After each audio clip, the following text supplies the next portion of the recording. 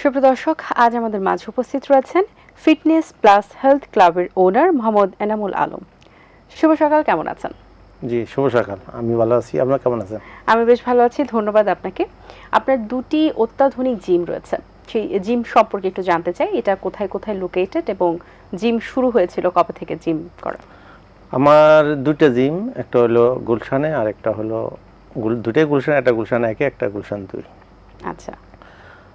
আমার এটা শুরু হয়েছিল 2011 সাল থেকে। আমি এক সময় জিমে আমি কর্মরত চাকরি করতাম। তখন মানুষের আমি এই জিমের তখন থেকে আমি এটা সেবা হিসাবে নিয়েছিলাম। দেখতাম মানুষ যেটা জিমের প্রতি ঝুঁকছে, মানুষ ঝুঁকছে এবং মানুষ এটাতে উপকার পাচ্ছে। যেরকম মানুষ ওষুধ খাইলে মানুষের উপশম কমে, বাট আমরা দেখছি যে মানুষ সুস্থ হয় একমাত্র ফিজিক্যাল অ্যাক্টিভিটি, ব্যায়ামের মাধ্যমে।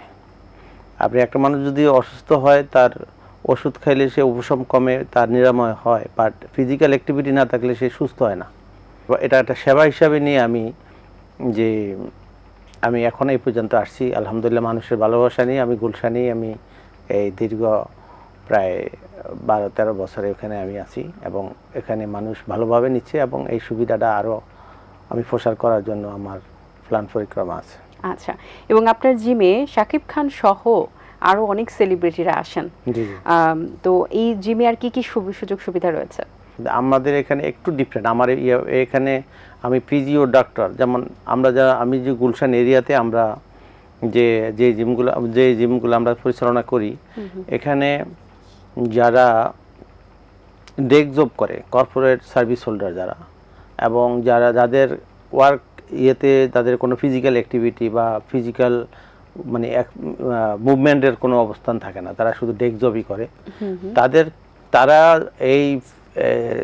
তাদের জন্য আমি তারা যদি লাইফ স্টাইলে কোনো ধরনের ওয়ার্কআউট নাই, এক্সারসাইজ নেই, তারা এখন বিভিন্ন ডাক্তারের পরামর্শে বিভিন্ন কারণে তারা জিমে আসে। কিন্তু দেখা গেছে তারা জিমে আসলেও তারা যেহেতু তার লাইফ স্টাইলে কোনো ওয়ার্কআউট তার এরকম অ্যাক্টিভিটি ছিল না, বিধায় তারা বিভিন্ন হেলথ কন্ডিশনে পড়ে, বিভিন্ন ব্যাক পেইন, নি পেইন বা হেলথ কন্ডিশনে তারা প্রতিবন্ধকতার শিকার হয়। সেই জন্য আমার প্রতিটা ব্রাঞ্চে আমি ফিজিও ডক্টর রাখি, এবং যাতে কোনো কারণে এক্সারসাইজ যাতে তার করা বন্ধ না হয়, সেই জন্য ডাক্তারের মাধ্যমে তাকে ফিজিও দেওয়া হয় এবং সাথে সাথে তাকে ওয়ার্কআউটে যাতে সে স্টেবল থাকতে পারে সেই জন্য ব্যবস্থা নেই। বা এটা খুব ভালো একটি বিষয়, যেটা অন্যান্য জিমে সচরাচর থাকে না। এটা ইউনিক। আচ্ছা, এই আইডিয়াটা আপনার আসার পেছনে কারণটা কি? মানে এই আইডিয়াটা আসার পিছনে কারণটা হলো, এখানে আমি যেহেতু আমি গুলশানেই আমি এটা একটা এখানে যত কর্পোরেট অফিসগুলো এখানে, তাদেরকে আমি নিজে যেহেতু সামনাসামনি তাদেরকে আমি ট্রেনিং করাই, তাদের সমস্যা, তারা এই ওয়ার্কআউট করতে হলে কী সমস্যায় পড়ে, তাদেরকে কিভাবে রিকভারি করা যায়, তাদের এগুলা নিয়ে আমি অনেক সময় ব্যয় করছি। বিধায় আমি এখান থেকে আমি এই ইয়েটা পাইছি এবং এটার কারণেই মানুষ আমার সেবাটা অনেক ভালোভাবেই নিছে এবং সেই কারণে মানুষ আমার ব্যবসাটা চালিয়ে যেতে আরও সুবিধা হয়েছে আর কি। আচ্ছা, এবং আপনার জিমে সেলিব্রিটিরা তো আসেনি, এছাড়া আর কর্পোরেট সেক্টর ছাড়াও আর কোন কোন ডিপার্টমেন্টের লোকেরা আসেন? বেশিরভাগ কর্পোরেটের যারা সার্ভিস হোল্ডার তারাই বেশি, আমার ম্যাক্সিমামই তারা, এবং আমাদের আরও আছে যেমন ইল্ডারলি, যা সোসাইটিতে যারা ইল্ডারলি সিনিয়র সিটিজেন যারা, তাদের জন্য যেহেতু ফিজিও ডক্টরের তত্ত্বাবধানে যেহেতু আমি জিমের সার্ভিসটা দিই, সেক্ষেত্রে তারাও নিরাপদে আইসা ব্যায়াম করে এবং এটা উৎসাহ পায়, এবং আমি আমার জিমে অনেক ইল্ডারলি সিনিয়র সিটিজেনরা বেশি। গুলশান কেন্দ্রিক আপনার জিম, এছাড়া আর কোথাও কি লোকেট করার চিন্তা আছে কিনা? হ্যাঁ, আমার এই সেবাটা আমি এটার নাম দিয়েছি যে ফিজিও ডাক্তার এবং সার্টিফাইড ফিটনেস ইনস্ট্রাক্টরের তত্ত্বাবধানে যে সার্ভিসটা, এটা হলো যে নিরাপদ একটা জার্নি, ফিটনেস জার্নি। তো এটা এত প্রভাবশালী আমি মনে করি, এটা যদি সারা বাংলাদেশে যদি আমি এটার করার জন্য চিন্তা করছি, আমি বিশেষ করে আমি ঢাকাতে যারা সিটি কর্পোরেশনের সহযোগিতা দেওয়া, আমি কয়েকবার সিটি কর্পোরেশনে গেছি, যে তারা যদি আমাকে সরকারি কিছু জায়গায় বা কোথাও যদি, যেমন ঢাকা দক্ষিণ সিটি কর্পোরেশনের অনেকগুলা জিম আছে সরকারি, কিন্তু উত্তরের কোনো জিম নাই। তো আমি সেখানে সিটি কর্পোরেশনে গিয়ে আমি কয়েকবার এটা নিয়ে আবেদন করছি যে আপনি শুধু জায়গা দেন, আমার জিমের ইকুইপমেন্টের আমার ইন্ডাস্ট্রি আছে, আমি এই মেশিন একসময় এই দেশে অনেক কিনতে পারতাম না, আমার এত টাকা ছিল না, তাই সেই কারণে আমি যাতে বাংলাদেশে প্রডিউস করা যায় এই জন্য আমি 2014 সাল থেকে এই পর্যন্ত আমি এই চেষ্টা করে এখন বাংলাদেশে আমি মেশিন প্রোডাকশন করতে পারছি এবং এটা আমি সারা বাংলাদেশে আমি ইয়ে করি। তো আমি তাদেরকে বলছি যে আপনারা যদি এইটা দেন তাহলে আমি মেশিন দিয়ে আমি এই যত সার্ভিস লাগে যে যে এটা আমি দেওয়ার ব্যবস্থা নিব এবং এটার জন্য আমার প্ল্যান আছে এবং পরিকল্পনা আছে। আচ্ছা, জিম মালিকদের জন্য এখানে সুযোগ সুবিধা কি রয়েছে? জিম মালিক বলতে আমি মালিক বুঝি না, আমি মনে করি যে এটা একটা সেবা, এটা যে মানুষের সেবা করতে চায় সে এই জিমের মাধ্যমে করতে আমি সাজেস্ট করব।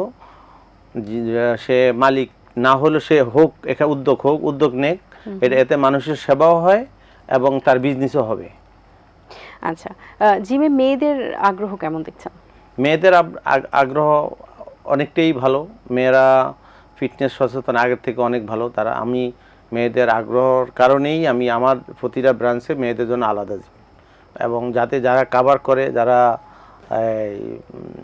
এখন দেখা গেছে অনেক সেলিব্রিটিও ওপেন জিম বা ওপেন হইতে চায় না, এই জন্য তাদের জন্য আমার প্রত্যেকটা ব্রাঞ্চে 2000 স্কোয়ার ফিট করে আলাদা মেয়েদের জন্য আলাদা জিম করছি আমি।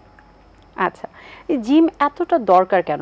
জিম অবশ্যই দরকার, বাট এতটা দরকার কেন? এতটা দরকার, এটা ছিল এক সময় মানুষের বডি বিল্ডিং, ইয়াং ফলাফলের জন্য, কিন্তু এখন এটা হলো মানুষের যেটা হলো, যেমন করোনার সময় WHO হু থেকে বলা হয়েছিল যেমন করোনার কোনো ওষুধ তারা নির্ণয় করতে পারে না, বলছে যে এটা একমাত্র হলো ইমিউনিটি স্ট্যামিনা বাড়াইতে হবে, ইমিউনিটি বাড়াইতে হবে। সেটার জন্য সেই ইমিউনিটি যদি বিল্ড আপ করতে হয় সেই জন্য তাকে অবশ্যই ব্যায়াম করতে হবে, ব্যায়াম ছাড়া ওষুধে তাদের কারো যেমন স্ট্যামিনা আপগ্রেড হয় না। আচ্ছা, জিমে ট্রেনার নির্বাচন কিভাবে করে থাকেন?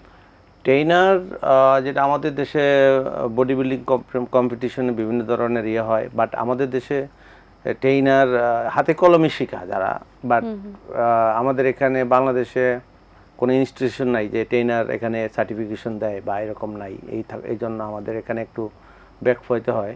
সেজন্য আমরা ট্রেনিং করে মানে একজন সিনিয়র ট্রেনার দিয়ে আরেকজনকে ট্রেনিং করে, এইভাবে আমরা ট্রেনার নির্বাচন করি। আচ্ছা, কত বছর হলো আপনার এই প্রতিষ্ঠানের বয়স? আমি 2011 সাল থেকে এ পর্যন্ত প্রায় তো 15 বছর। বাহ, দীর্ঘদিনের পথ চলা।